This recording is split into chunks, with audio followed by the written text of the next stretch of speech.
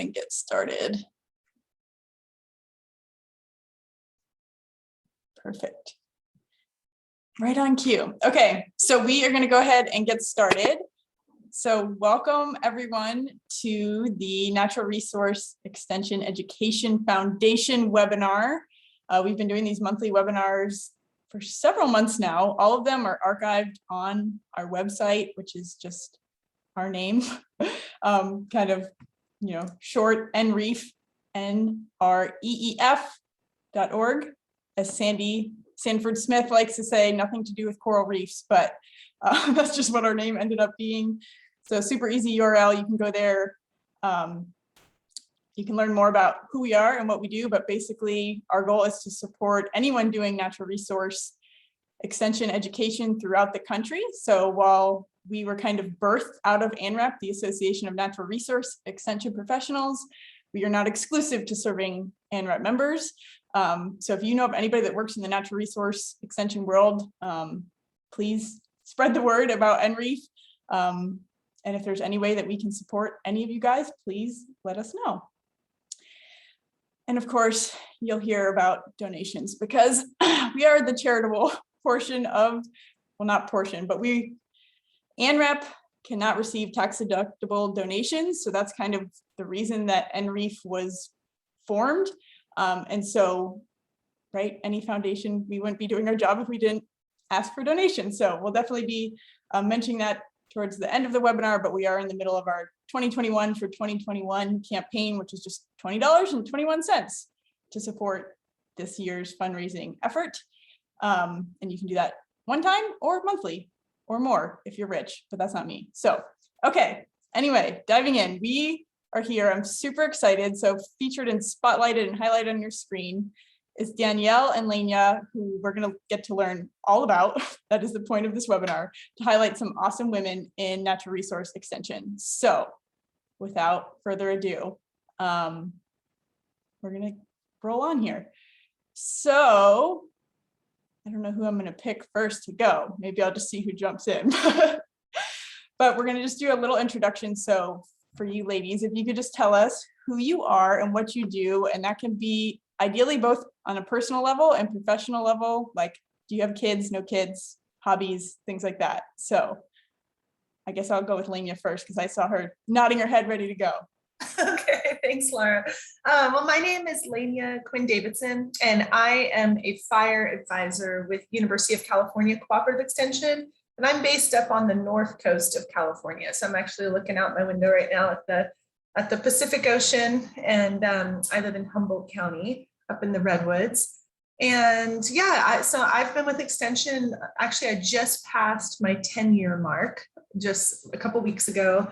And I just love being an extension person. In California, we call ourselves advisors. So we're like an extension agent, although our advisors have research programs as well as education and outreach. So I think that might make us a little different than some extension programs around the country. I'm not sure. But yeah, I have one kid, a 7-year-old little boy named Rowan, and my husband also works in fire. He works for the National Park Service as a fire ecologist and a fire planner. So our whole world kind of revolves around fire, and our poor little guy, it's like all he hears about. So we'll see if that's where he ends up taking his life too. My main focus and passion in my work is prescribed fire. So, using fire as a tool. And so I do a lot related to training and capacity building for prescribed fire. I do some work with women in fire, trying to, increase diversity in the fire workforce. And I do some policy work. So this year was pretty heavy to policy for me here at the state level. But yeah, looking forward to interacting with you all today. Thank you so much for having me. Awesome. Yeah, and no, I was not aware of the kind of advisor title. So it's interesting because it seems like every state kind of has a different, there's educator, there's agent, there's now advisor. So I already learned something new. All right, Danielle. Hi, everybody. My name is Danielle Ray. I'm a water resources educator with Penn State Extension. So at Penn State, we're educators, not agents anymore. And I kind of work, we have sort of program areas within the water team of Penn State Extension. So I do programming with our private drinking water program, stormwater management, ag water resources, pond management, and some general watershed stuff focusing on sort of stream restoration and things like that. So sort of I work in all of those areas. My background is probably closer aligned with ag water and sort of watershed restoration. So out of college, I worked as an AmeriCorps with the Western Pennsylvania Conservancy, which is a nonprofit that I did a lot of riparian plantings and stream restoration projects and stuff like that. And then had a nutrient management certification. So I was working with producers to get their plans in place. But I live in Indiana, Pennsylvania, which is about an hour from Pittsburgh. So sort of Western Pennsylvania. I work in Jefferson County, which is about an hour north of where I live, but we're all statewide educators, those of us with a water appointment. So I work sort of broadly in North Central and Western Pennsylvania, but personally, I don't have any kids yet. I have a cat, so she's the closest thing that we have, but she's a lot of fun. And I have a husband who's a math teacher, math and learning support at a public school. But yeah, that's me. That's awesome. And I don't know if your math is anything like it is here in Florida, but I hear all the parents complaining about how math is so different from the way we were taught now. It's like totally different. So bless your husband if that's the same up there as it is in Florida, because it's bad. Okay, so kind of two very, I mean, there's some similarities in what I've heard you guys say, but I'm curious, right? I feel like we all kind of get to extension in different ways. So and we can kind of maybe just keep in the same order we were going in, but really what prompted you to get in a career in extension? You want me to go first, Danielle? Well, it kind of just came together, but I will say that always in my education, so both in my undergraduate and graduate programs, I sought out interdisciplinary programs. So my undergrad degree was an interdisciplinary Bachelor's of Science program where I focused on restoration. And in my master's, I did an interdisciplinary social science program that focused on environmental issues. And so I kind of always was like a generalist, and interested in everything and really interested in how social issues influence natural resource management. And it wasn't until I got my extension job that it all kind of came together in my brain, like, oh, this is actually the perfect job for someone who values the social and the natural resource issues and sees them actually as one, not as separate. And so all of that interdisciplinary kind of training and background was such a perfect fit. I'm sure you all feel the same way too. It's like, the work we do is so social and so about the people. And then we're tackling these complex natural resource issues at the same time. So that's how I got into it. I actually just got this job out of graduate school and didn't know a lot about extension. I hadn't interacted with extension much, but I am so grateful for it because I think it's such a unique opportunity to mix all of those things and to be part of the community, but also be an academic. And yeah, what a great job. That's awesome. Yeah, I feel very similar, but I'll be curious to hear Danielle's story. Yeah, so it's kind of interesting how I got here, I guess.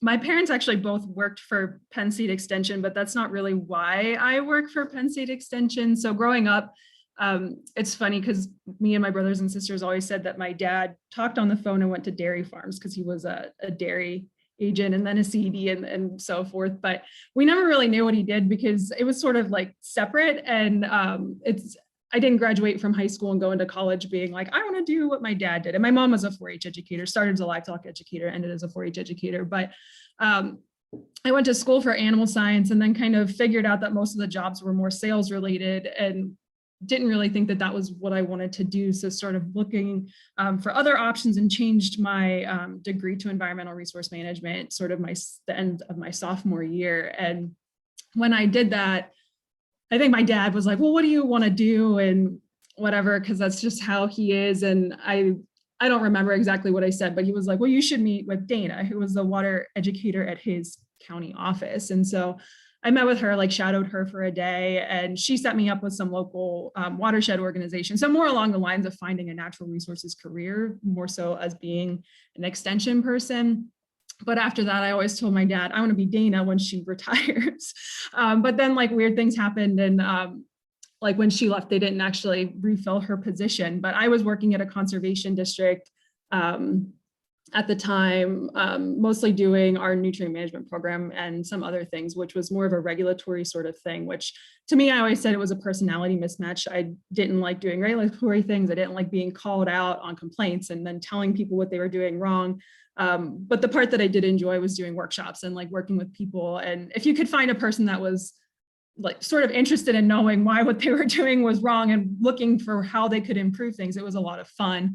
Unfortunately, a lot of times complaints weren't necessarily turning out that way, but a job just kind of floated past my email one day. They were hiring about 2 hours from where I was living at the time. And I was like, what the heck, I'll apply. I probably won't get it. And so I got the job, and we had just renewed on our lease. So I actually, when they hired me, I said, well, I want the job, but I can't take it for 3 months because, and we were in Pittsburgh. So there was like whole thing on renewing your lease, but either way, they didn't mind. So I started November 1st of 2018. So I just passed my 3-year mark recently, but happy to be here. I always say this is the best job I've had. So that's how I got here.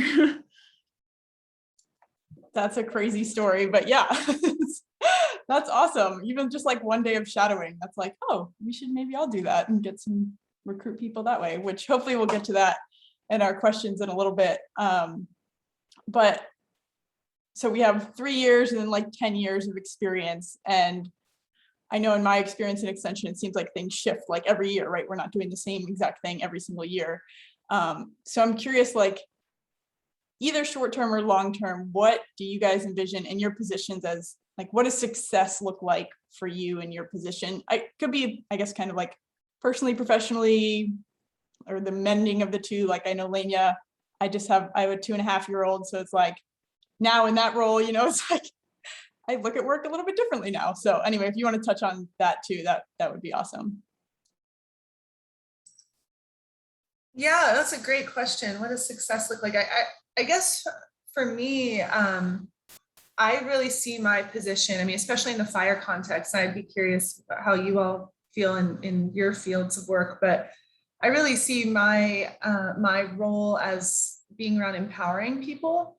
And so success for me is that I, you know, the folks who I work with and the people who come to the training programs that I host and the landowners that I work with and the policy efforts that I support are all better enabling people to care for their land and to use fire as a tool and to restore fire as a process. And so I really see myself as like a community organizer, you know, and at different scales, that like the work I do on diversity and women in fire careers. That's kind of this national and even international. Actually, we have a lot of international participants in those programs, and trying to network people so they feel supported, and so that we can see more women and people of color rising into leadership positions in fire management. You know, that kind of empowerment at that scale, and then at the local level, working with landowners so that they can have fire in their toolbox and bring fire back and in the way that it should be here in California, which is so fire adapted. So it's really all about empowerment to me. And then personally, I don't know. I mean, like you said, Laura, I feel for you, 2.5-year-old. Oh my gosh. Being working full time and having a partner who works full time, and then also having kids is really challenging. And work-life balance it sometimes feels like that is not a thing. I think COVID was an interesting time. It was a really hard time. We were basically teaching our son for 1.5 years. So I became a kindergarten and then a first grade teacher.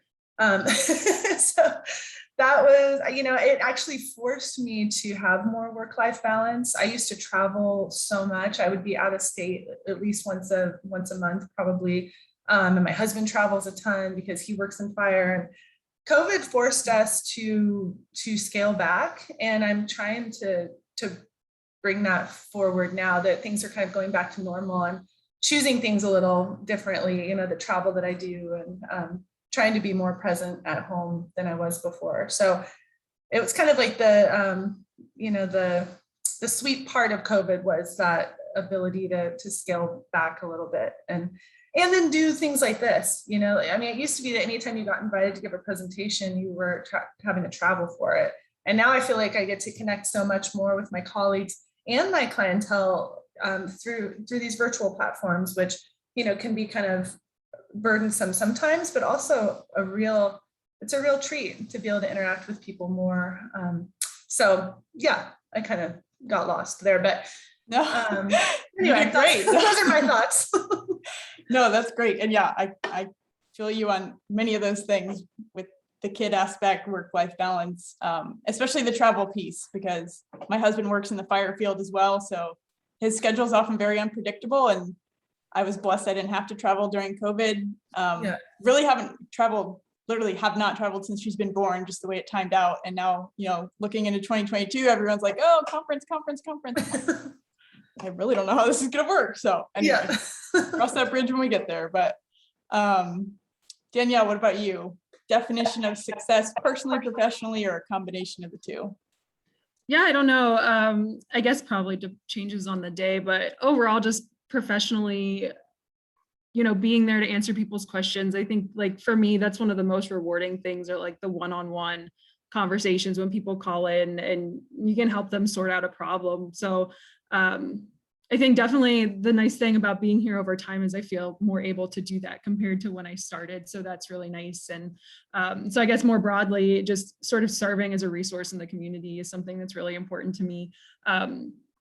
They asked me in my interview, like, where I saw myself in like 5 years or 10 years, the standard question. And like the thing that I wanted and the thing that I still want is I want to be like a recognizable person. Like I want, people in the community to be like, oh, if you have this problem, call this person. And I know that won't be everybody because extension's like sort of still a hidden resource, but that's still, I guess, what I'm working towards, is to be hopefully somewhere along the line, the type of person or recognized as a resource in the community that I work in as a person that can help with certain things. So that's kind of, I guess, what I'm working toward professionally, as well as like all of that standard stuff, like meeting my goals so I can get promoted. And I think that that's important too, but I think it kind of plays well together, at least it should. But personally, I think I'm just mostly working towards happiness, which is super basic, but I feel like if you're not happy, it's not worth it. But part of that is having a fulfilling job and doing things that are rewarding and all of that. So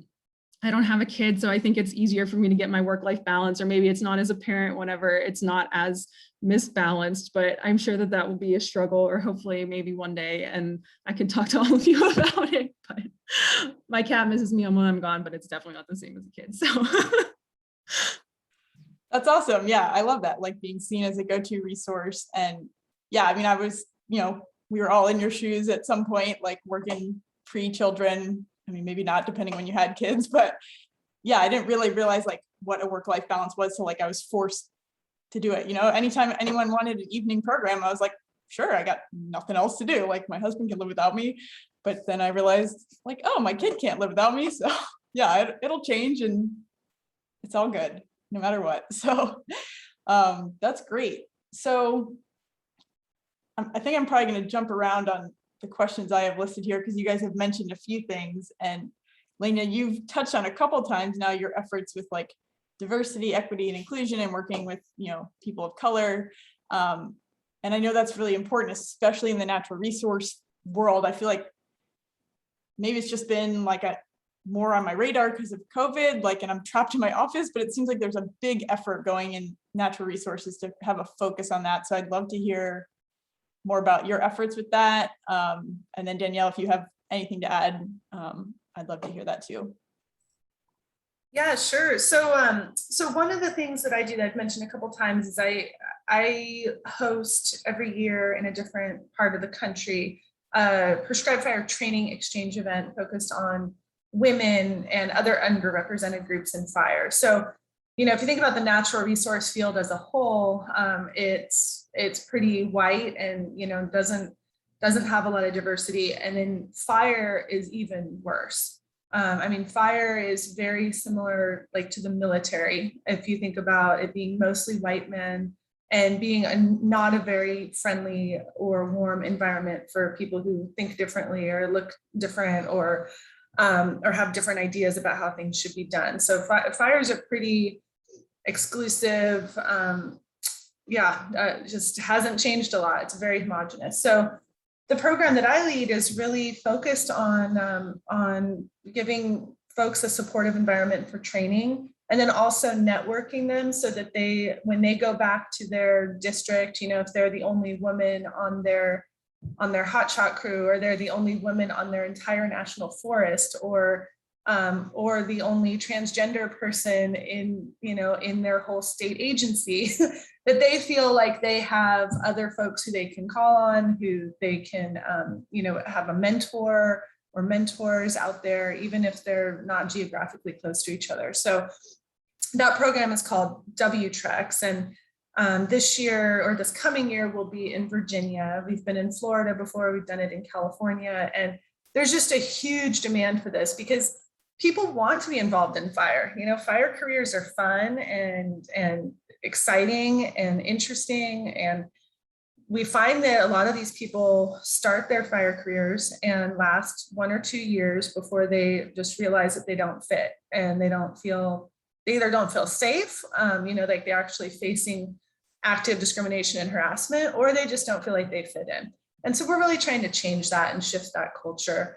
And I think the problem that you see, with it being such an unwelcoming environment is that those folks never rise beyond entry levels. We see very few women or underrepresented groups in any kind of leadership position in fire management, whether it be at federal level or your state or local.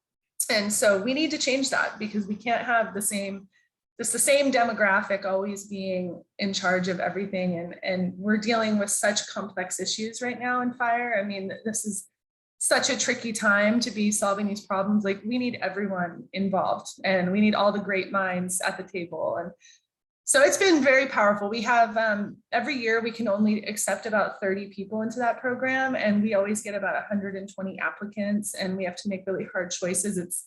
We're trying to find additional funding and try to build out that program. So there's such a demand for it.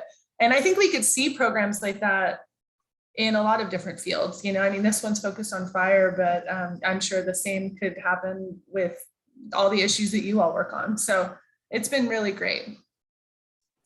That's awesome. Yeah. And I know, if you can open the chat, because I was trying to do like a quick search while you were talking, but people were interested in the name of the program. So any links, or if you want to type it out, that'd be awesome. Okay, sure. I'll do that while Danielle's answering.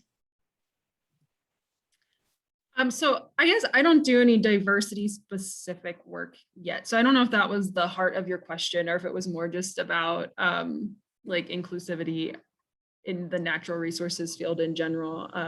I know we've had conversations about doing a better job targeting our programs to sort of underserved communities, which I think is just a challenge. For me, my biggest challenge is I always don't know how to find people. So this isn't a good answer to the question, because I feel like I could benefit from probably advice on what other people are doing, but that, and then the challenge. So for example, like with private drinking water work, if you target these underserved communities and then you identify problems, how do you help them solve them? And I think that's like something that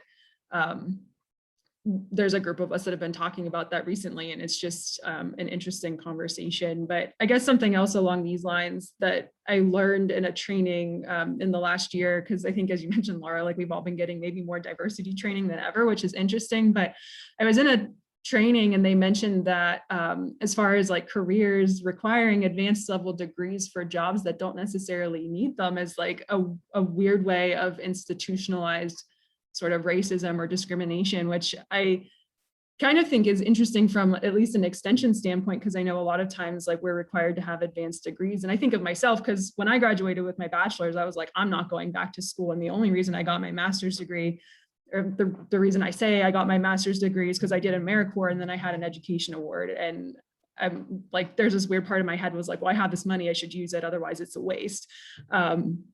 But otherwise, I probably wouldn't have gotten this job. So, things work in a nice way, or they have worked in a nice way for me, but I don't think that works out well for everybody. So I feel like that's maybe something like organization wide or extension wide as a whole, we should maybe talk about more, at least from like a hiring standpoint. But I think it probably starts before that, like getting people interested in the field. But those are the thoughts I have, but I don't, like, as I mentioned, I don't work too heavily in the diversity as Lania's programs are. Yeah, no, that's helpful and interesting. And I'd probably fall like more in your boat as well. I don't have like specific, groups or efforts on that front, but yeah, it's been a huge, I mean, we have, all the committees about it, and it's definitely grown a lot over the past 2 years in terms of focusing on it. And we're about to go under a huge civil rights review from under NIFA. So obviously that's kind of going to be our life right now, is just kind of rethinking everything and making sure we're tracking everything appropriately. But yeah, that's an interesting perspective. And I think something so I do a lot of like community conversations, and I think what's really been eye-opening for me, and you kind of alluded to this, Danielle, is like, there's so much expertise, if we want to, like, not what the world might think of as expertise, but like at the local community level, just from experience, like just because they don't have a degree doesn't mean they're not an expert in, whatever it is that we're talking about. So I like your point, but it's, speaking as somebody from UF that's like been pushing and pushing, now we're at the top 5 university. It's like, oh, would we go back now and be like, oh no, we'll just hire anyone out of college? Like that would look bad for them, but does that really matter? It's like, it's a huge political conversation. So yeah, lots of barriers there, but I see momentum going in that direction, which is good. If nothing else, we're talking about it. So gosh, and we could go down many rabbit holes there, but you guys have kind of like hinted at some things too related to another question I wanted to ask, which, right, it sounds like both of you kind of like stumbled into this extension career. So is there anything that surprised you? I have my question stated in a good way about your experience or time in extension, but I'll throw out there a negative way too, like anything you've just been like, oh, whoa, like, again, either direction, good or bad, since you've been in your role.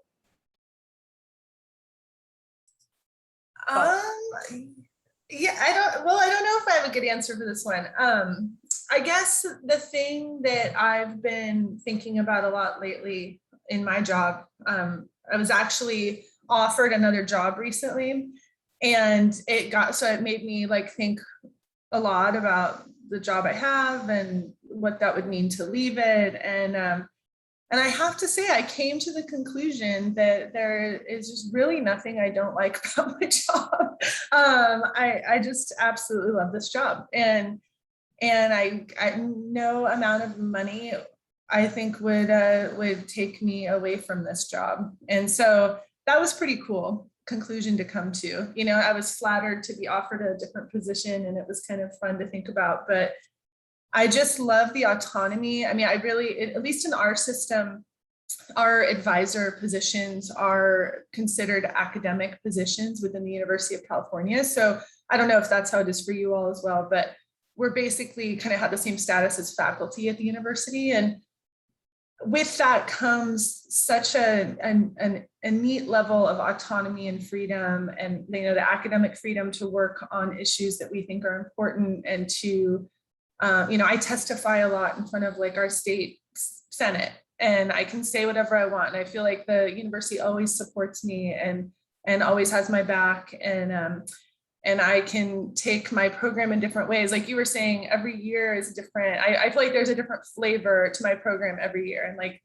this last year was policy, and next year is going to be capacity building or whatever. And I love that I have the freedom to do that, and to write grants, to build my program in certain areas, or, to not work with certain partners if I don't feel like they're advancing. I don't know. I just love the autonomy, and it really suits me well. So I guess I hadn't fully like articulated that until recently, when I had to go through that thought process. Yeah, that's awesome. I love your perspective on that too. And what a good realization to have. What about you, Danielle?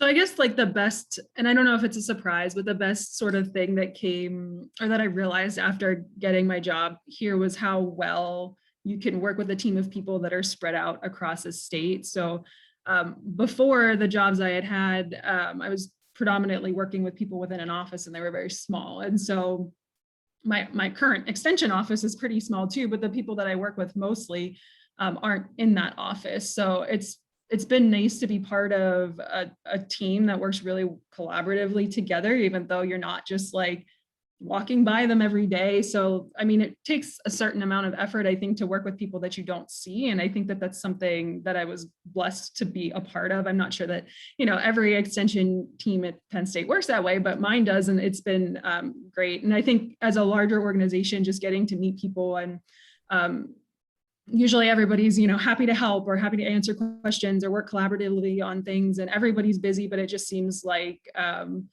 from that standpoint, like working together across a broad organization or a big organization has worked out better than I could have expected. And maybe that's because I'm an introvert. So like for me, it's like lots of people is overwhelming to me a lot of times, but like it's nice to see like how small an organization can feel like in a short period of time. Like you get to know people pretty quickly. So that has been I guess the best surprise. I don't know if it's a surprise. I just didn't know what to expect as far as working with a sort of a statewide organization. So that was really cool. I enjoy the change too, kind of as Elenia mentioned, how sort of every day looks different, every year looks different. I think that's what keeps it really interesting.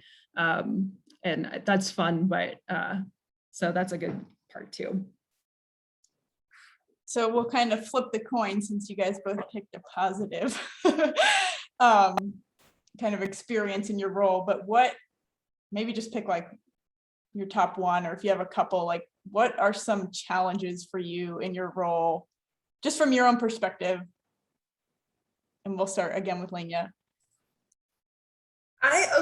So I'm kind of an odd position, I guess. I'd be curious to hear what you all are like, but my position is soft funded, and which is very unusual in a UC system. Almost every other advisor, there are two of us in the whole state who are soft funded. Everyone else is centrally funded by the university. So I have so many grants, and my position, like I have some grants that are funding 2% of my position, and others that are funding 40%, and then another one that's funding 4%, and it's a lot of grant management, and that's really not my strength. I just feel like I'm constantly behind on grant reports and like trying to do this really awesome programming, but then having to do that whole backside of it is frustrating and takes up more time than I want it to. But yeah, so I'd say that's one of the biggest challenges for me, is just managing all of that. And I know that's something I could probably like hire someone to help me with. And I'm thinking about doing that because it's gotten to a point where there's just so much of it. But yeah. Yeah, the grant, yes. I'm not a soft funded position, but even in like the little grants that I get here and there, it's like, I can't imagine A, it's supporting my job, but B, having multiple ones at multiple percentages. So good for you, hang in there. What about you, Danielle?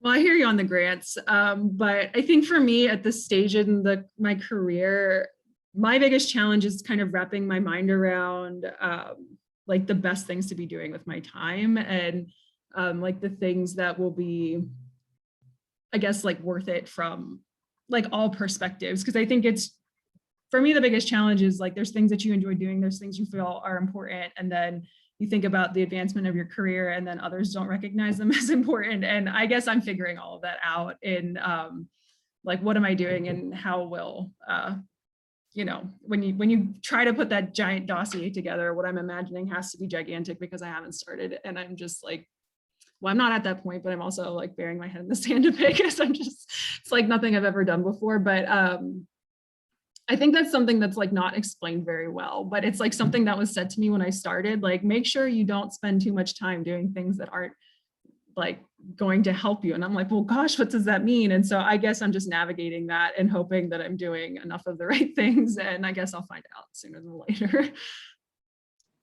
Oh yeah, I like went back in time as you were talking, I can totally relate. I mean, I still feel like that even now, but yeah, I feel like in most states, there's not a whole ton of direction. It's just like, here's your, we're in a faculty track position too. So it's like, here's all your check boxes and then like figure out the rest on your own. Which, we're all surviving, and maybe that's what forces us to do great things. Who knows? So I guess, and you guys, this is also the perfect segue because you both just mentioned basically like in some form or direction, like a lack of support in whatever area that might be, or a need of additional support. So like we talked about ANREP at the beginning. So whether it's ANREP or any professional association, I'm curious how you feel that those professional associations are supporting you in your role, or perhaps like ways that they could be supporting you that you're not currently experiencing. I don't know if that makes sense. Yeah. So Laura asked us this before we got on this call, and I said, I actually don't really engage much with ANREP or with other professional associations. I am a member of ANREP and I'm a member of the Association for Fire Ecology. And I've actually never thought of those groups as being here to support me. Like, I don't actually, I think, I like give talks for them once in a while. Like last week, I gave a presentation for the ANREP Fire Committee. But I guess I never thought of it as that they're there to support me. So that is kind of an interesting, now I'm like, oh, what does that look like? Or what does that even mean? Can they do my grant reports? No, just kidding. I was going to throw that out there as like a side note. We can't help you with that, but yeah. So I guess I'd be curious to hear how that works. I mean, I totally understand the value of networking, and like I'm really good buds with some people. Like I know Jen Fawcett, for example, is very involved in ANREP, and I love Jen, and we're good friends. And but yeah, I've never thought of ANREP being there to support me. So I'm curious to hear what Danielle has to say. Yeah, so I joined, the first professional association I joined, and as Lania mentioned, we were talking about this before we joined with the group today, but it was actually the National County Ag Agents Group, and I'm still a member of that group. And as a new person, it was overwhelming that when you start, you have to pay like almost $100, to join. And I was just like day one, and they're like, oh, dues, because I started in November, and I was like, holy cow, it's expensive to be an extension educator. But I joined ANREP, I think the following year. And then Sandy Smith, who's I think on the call or was on the call, he convinced me to run for the Northeast Regional Rep, which I serve in now for ANREP. But I think as far as the way I feel like ANREP can support me is sort of national leadership, that peer recognition component. So like I can apply for awards or like judge awards on a national level. Of course, networking, I've definitely met more people than I would have if I hadn't joined ANREP. And then I think that the national conferences are, it's really interesting to learn the types of work that other people are doing. And I'm not sure the way an in-person conference would look because I haven't been around long enough to have gone to an in-person conference, but with the virtual ones, it was really interesting to me because I would like go to random talks. So I would go to like a marine, I'm probably saying like the wrong word for the term, but like I don't have an ocean where I live, and I would like go to something and like learn about something that's happening in the ocean. And so it was really interesting to learn about like the different types of work that extension is doing in different states and what it looks like. And the same with fire. Like maybe the forestry educators in Pennsylvania talk more about fire, but as a water educator, I don't talk about that much. So for me, I think it can be useful for that too, just kind of getting ideas from people and hopefully maybe collaborating and things like that. But I think definitely like there's lots of spots for leadership there. There's lots of ways to get involved in committees. And so if you're looking for ways to pad different parts of your dossier, I think there's tons of opportunity, and we're always looking for help in that aspect too. Yeah, that's perfect. I think that was a really good summary. And yeah, I'm excited for you, Danielle, to have your first in-person conference, because I was like kind of opposite from you. Like I started, and then there was like, as soon as I started, there was the first ANREP in-person meeting, and they let me go. Fortunately, normally you have to be presenting in order for them to fund you to go, but they were like, just go and like figure out, what other people are doing. And it was like the best experience ever, like to see like there's other people all around the United States doing natural resource work. Like you can be an adult and be an environmental nerd and like geek out with other people, and it's great. So yeah, I think you'll fall even more in love with ANREP once you get to experience that. And hopefully, Lania, we can get you there one year. So I think I'm getting down to my last question, and then we'll see if there's any questions from the audience. And then after that, otherwise we will wrap it up. So, and this might be like, might have to dig a little. I'll give you a minute if you need to, but in your experience in extension, like what is one thing you either see that's missing, like in our work, whether it's like your position or broadly as extension, or one thing you maybe would like to see changed in the way that we do things? And we can just go with whoever's ready to respond first on this one. I guess I can go. I mean, mine's kind of specific to California, but we're at a really pivotal moment and it's cool that there's someone here from Oregon.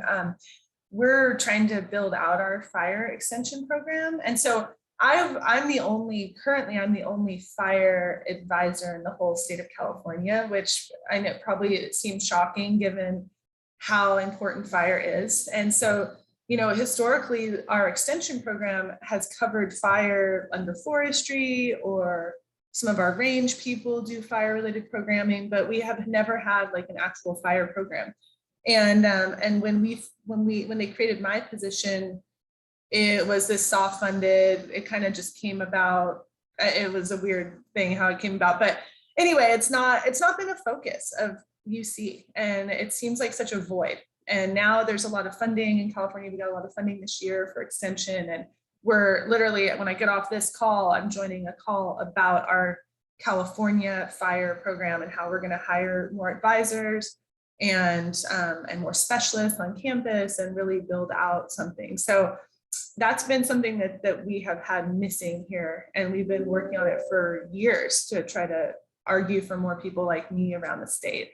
So I'm excited to see where that goes, and to see maybe we can recruit people like David. David, you should apply, move to California, because we're going to be needing. No, he's ours.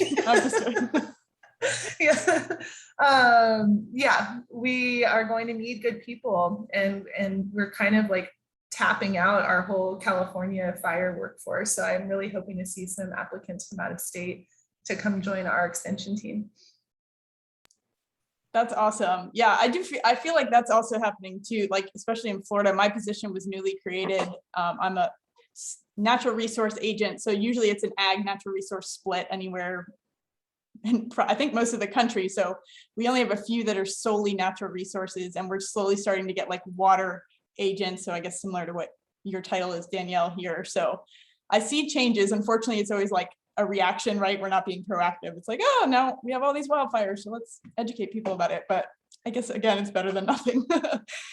So Danielle, what about you? What do you think's missing, or what would you maybe like to see changed in extension or in your role?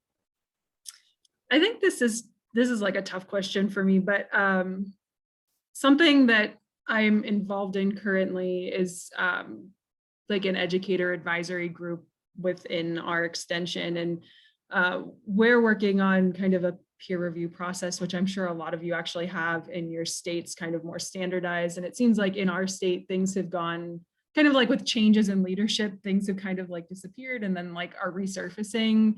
But in kind of like helping with this group and putting some guidance together is something that I feel like would be helpful in a lot of scenarios, are just sort of like standard extension practices that, like, you can take it or leave it, like make it more or less like depending on your group, but like something we've been talking about a lot are like citations and like publications, and it's like, where are they appropriate, or like where is this like, and I like can't find anything. And so I'm like trying to write this guidance that's more than just the opinion of Danielle based on like what she feels. And And I feel like for something like that, like it would be nice if there was just like, oh, for extension publications, like this would be like a great thing. And I mean, I don't know who would put that together, but I think like that is something that probably a lot of people talk about, and for other things too. I mean, this is the top example in my mind because this is just something that I'm working on right now. But I feel like we all have like very similar things, but then kind of as a state, we're all very independent, which of course we are, but maybe sometimes like some general recommended things would be helpful, but maybe not. But that's just kind of something I'm thinking about recently. That's, yeah, when you were talking about the citation piece, I went to JCEP, which is the Joint Council of Extension Professionals, which is like all the extension associations, like NACAA, ANREP, FCS, like no matter what category of agents, they fall under this JCEP umbrella. But yeah, I mean, I can definitely mention that to them because I agree. I feel like in my extension career too, I find myself saying so often, like, how does something like this not exist? Like, I probably say that at least once a week and it just blows my mind. But anyway, we carry on and we do great things. So,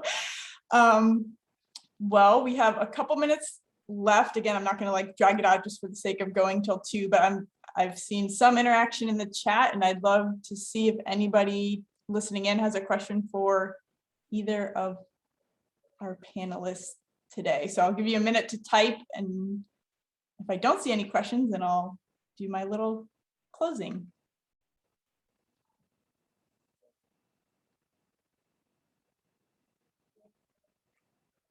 And Ramona put the links in again for donations, or you can also unmute if that's easier. I guess I should have said that. That might be a lot easier than typing a question. I have a question, Karen Bennett. Hi. Lenya, I'm curious. You talked a lot about your academic background being interdisciplinary, and I get that as being really key for at least having an interdisciplinary mind for working in extension. My background was very technical, forestry. I my degrees. I was curious if you have some, and I think of fire as being technical. You know that there's a lot of science behind fire and fire behavior. Do you have some academic background in fire? Yeah. So my undergrad degree was basically kind of like an ecology degree, and I focus a lot on fire and forestry. So I have quite a bit of academic experience in fire science and fire ecology. And I did some of that in grad school as well. I mean, that was kind of the beauty of the interdisciplinary programs that I was in, is I got to design my own programs. And for me, I'm really drawn to fire science and fire ecology and botany. And so I took a lot of classes like that, in addition to the more social science and political science classes. Thanks. Thanks, Karen. Any other questions? Just scrolling through the chat. Okay. Don't see any more questions in the chat. So, and yeah, I feel like in extension too, you just like learn as you go. I mean, that's been, when you were asking that question, Karen, I'm like, I don't know. And I was not like technically trained in most of the things I'm now teaching about. Like I was more into interdisciplinary too, in a broad natural resource program, and I do wildlife and water, which I literally like have just had to learn as I go because that's what my clientele needs. So anyway, I want to extend a special thank you to Danielle and Lenya for taking time out of your very busy, successful days to talk with us. I hope everyone enjoyed the conversation as much as I did. And I hope you guys continue to do great work. And who knows, Lenya, maybe NREEF can support you in your WTREC group expanding. I mean, that's crazy that there's that much demand. So that's really exciting. Right. Yeah, well, I'm excited to meet you all and to become more familiar with your programs too. Perfect. And I know if you scroll back up in the chat, but I do want to remind you, Giving Tuesday is coming up. If you're not familiar and you're not involved in the nonprofit world, it's like spend all your money on Black Friday and Cyber Monday and all the things. And if you have anything left over, then you give it on Giving Tuesday. I think it's very backwards, but that's how it works. So if you remember, set some money aside and you can support the Natural Resource Extension Education Foundation. This year, we're actually going to be sending out mailers to all ANREP members soon. So keep your eye out to your mailbox, snail mail for that. And we would love to have your financial support. And again, this will be recorded and posted on the NREF website, along with all of our past webinars, if you want to check those out. So I want to thank everyone for joining. There's a few NREF trustees on here as well, Ramona and Chris, that still remain in addition to me. So we are happy to answer any questions that you guys might have, but otherwise have a great rest of your Monday. Thanks so much, everyone. Great to meet you. Thank you, everyone. Have a good day.